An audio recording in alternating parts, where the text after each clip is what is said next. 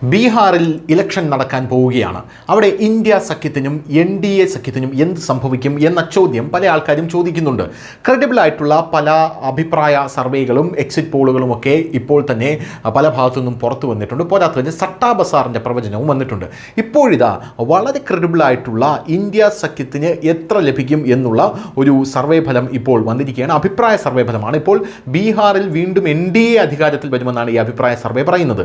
243 അംഗ നിയമസഭയിൽ NDA സഖ്യത്തിന് 120 മുതൽ 140 സീറ്റ് വരെ ലഭിക്കാമെന്നാണ് സർവേ ഫലം. ഇനി ആരാണ് ഈ സർവേ നടത്തിയിരിക്കുന്നത് എന്ന് ചോദിക്കുകയാണെങ്കിൽ ടൈംസ് നൗവിന് വേണ്ടി JVC നടത്തിയ സർവേയിലാണ് ഇപ്പോൾ NDA സഖ്യത്തിന് മുൻതൂക്കം ഇപ്പോൾ പ്രവചിച്ചിരിക്കുന്നത്. അതേസമയം മുഖ്യമന്ത്രി സ്ഥാനത്തേക്ക് ഏറ്റവും കൂടുതൽ ആൾക്കാർ പിന്തുണയ്ക്കുന്നത് RJD നേതാവായിട്ടുള്ള തേജസ്വി യാദവിനെയാണ് എന്നും ഈ സർവേ ഫലം കൃത്യമായി പറയുന്നുണ്ട്. അതിൻ്റെ കാരണം മറ്റൊന്നുമില്ല. കാരണം നിതീഷ് കുമാറിന് വയസ്സായി.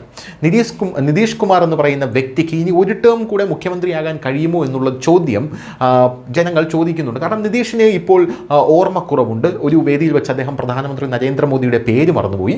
പ്രധാനമന്ത്രിയുടെ കാലിൽ വീഴാൻ അദ്ദേഹം ശ്രമിച്ചു. അപ്പോൾ ഈ പ്രശ്നമൊക്കെ നിതീഷ് കുമാറിനുള്ളത് കൊണ്ട് തന്നെ BJP മറ്റൊരു കാൻഡിഡേറ്റിനെ മുഖ്യമന്ത്രി സ്ഥാനാർത്ഥിയായിട്ട് അവതരിപ്പിച്ചിട്ടുമില്ല. അപ്പോൾ സ്വാഭാവികമായിട്ടും ജനങ്ങൾ അങ്ങനെ പറയുമെന്നുള്ളതാണ് മറ്റൊരു വിലയിരുത്തൽ.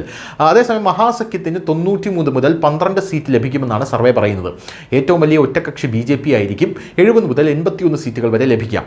NDAയിലെ രണ്ടാം കക്ഷിയായിട്ടുള്ള JDUവിന് 42 മുതൽ 48 സീറ്റ് വരെ ലഭിക്കാം.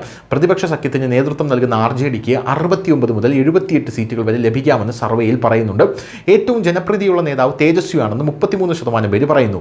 29% പേരുടെ പിന്തുണയാണ് ഇപ്പോൾ നിതീഷ് കുമാറിനുള്ളത് എന്നുള്ള റിപ്പോർട്ടുകളും ഇതിനോടൊപ്പം നമുക്ക് ചേർത്ത് വായിക്കേണ്ടതാണ്. News desk, news India Malayalam.